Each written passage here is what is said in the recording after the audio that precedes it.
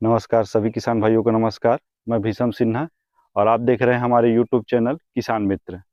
आज हम बात करेंगे कि खरपतवारनाशी दवाई छिड़काव करते समय हमें कौन कौन सी सावधानी बरतनी चाहिए।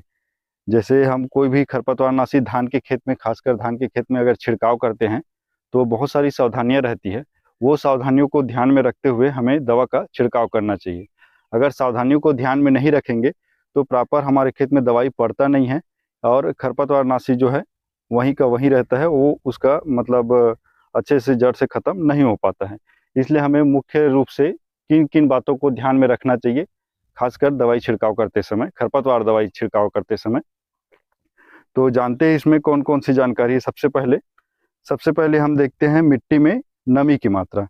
नमी की मात्रा जैसे आप देख सकते हैं इधर, नमी की मात्रा यदि पर्याप्त नमी है यहाँ और जब खेत में पूरा नमी की मात्रा हो तो उस समय हम दवाई का छिड़काव कर सकते हैं या हमें उस समय दवाई का छिड़काव करना चाहिए। दूसरी मात्रा जैसे उसकी अवस्था, खरपतवार की अवस्था, जैसे मेरे हाथ में चौड़ी पत्ती का है।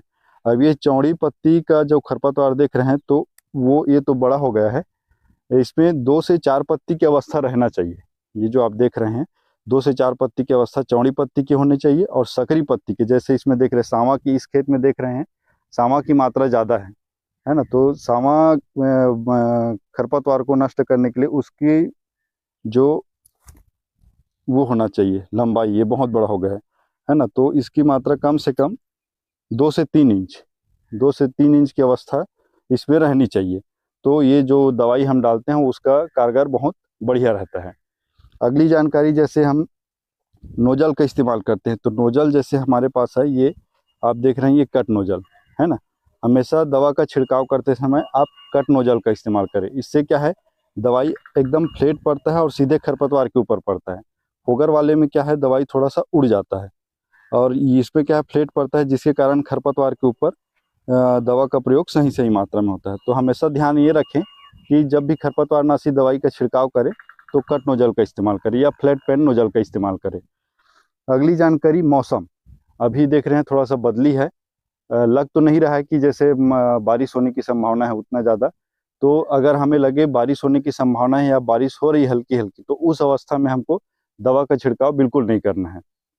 अगली जानकारी जो है, कभी भी दवाई का छिड़काव करें तो अपने हाथों में ग्लव्स और मुंह में जैसे मास्क हो गया वो लगाएं, हाथों में ग्लव्स लगाएं। और हो सके तो पुराना, अगर एक बढ़िया वो रहता है पुराना रेन कोट है तो आप यहाँ से पहन सकते हो उसको। जैसे दवाई ऐसे पीठ में पड़ जाता है कभी कभी, तो वो ना होने की संभावना उसमें बनी रहती है। तो इस प्रकार की जानकारी। और दूसरा जानकारी है, कभी भी पानी का इस्तेमाल करें तो जैसे यहाँ बोर है ना, तो आप यहाँ का पानी इस्तेमाल कर सकते हैं। साफ़ और स्वच्छ पानी, साफ़ और स्वच्छ पानी का हमेशा इस्तेमाल करना चाहिए। और जो पानी की मात्रा है वो जैसे 1 एकड़ में 150 से 200 लीटर के बीच हमको पानी रखना है और उसके साथ स्प्रे करना। कभी भी गंदे पानी या खेत का ही पानी इस्तेमाल नहीं करना चाहिए। तो ये सभी जानकारी और सावधानियों को हमेशा खरपतवारनाशी दवाई छिड़काव करते समय रखना चाहिए। तो दोस्तों, इस और हमारे कृषि संबंधित जानकारी पाने के लिए ऐसे ही हमारे नए वीडियो को देखते रहें, नए वीडियो आते रहेंगे। इसी के साथ धन्यवाद और हमारे YouTube चैनल को सब्सक्राइब जरूर करें। किसान मित्र, धन्यवाद।